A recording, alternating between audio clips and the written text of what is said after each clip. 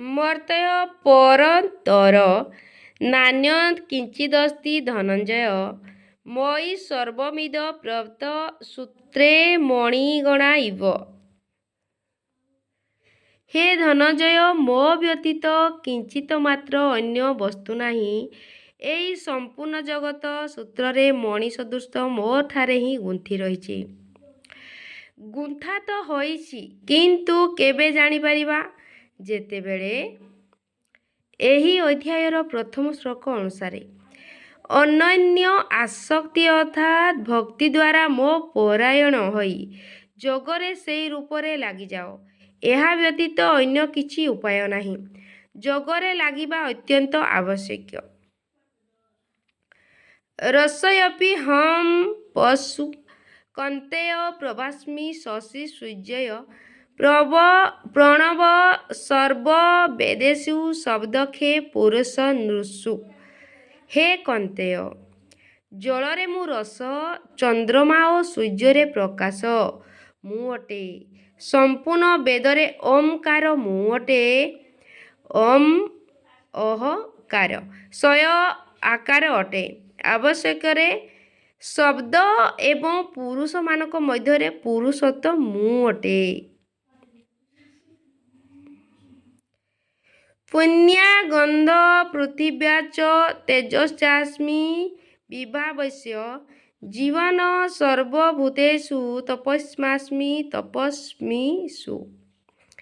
ପୃଥିବୀର ପବିତ୍ର ଗନ୍ଧ ଓ ଅଗ୍ନିର ତେଜ ସମ୍ପୂର୍ଣ୍ଣ ଜୀବମାନଙ୍କର ମଧ୍ୟରେ ତାହାଙ୍କ ଜୀବନ ଅଟେ ଏବଂ ତପସ୍ୱୀଙ୍କ ମଧ୍ୟରେ ତାହାଙ୍କ ତପ ମୁଁ ହିଁ ଅଟେ।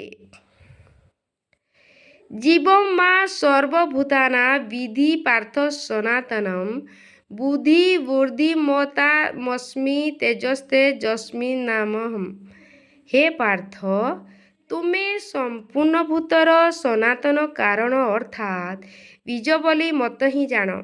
ମୁଁ ବୁଦ୍ଧିମାନଙ୍କ ବୁଦ୍ଧି, ତେଜସ୍ୱୀମାନଙ୍କ ତେଜ ଅଟେ। ଏହି କ୍ରମରେ ମୁଁ ଯୋଗେଶ୍ୱର ଶ୍ରୀକୃଷ୍ଣ କହୁଛନ୍ତି। ବଲ ବଲବତାଃ ଚାହଂ କାମରାଗ ବିବର୍ଜିତଂ ଧର୍ମାବିରୁଦ୍ଧୋ ଭୂଷେତୁ କାମୋऽପିସ୍ମି ଭରତବର୍ଷଂ। ହେ ଭରତ ଶ୍ରେଷ୍ଠ ଅର୍ଜୁନ, ମୁଁ ବଳବାନମାନଙ୍କ କାମନା ଏବଂ ଆସକ୍ତି ରହିତ ବଳ ଅଟେ। ସଂସାରରେ ସମସ୍ତେ ବଳବାନ ହିଁ ତ ହୋଇଥାନ୍ତି। କିଏ ଦଣ୍ଡ ବୈଠକ ଲଗାଇଥାଏ, କିଏ ପରମାଣୁ ଏକାଠି କରିଥାଏ। କିନ୍ତୁ ଶ୍ରୀକୃଷ୍ଣ କହୁଛନ୍ତି ଯେ କାମ ଓ ରାଗରୁ ଊର୍ଦ୍ଧ୍ୱରେ ଯେଉଁ ବଳ ରହିଛି ତାହା ମୁଁ ଅଟେ। ତାହା ହିଁ ବାସ୍ତବରେ ବଳ ଅଟେ।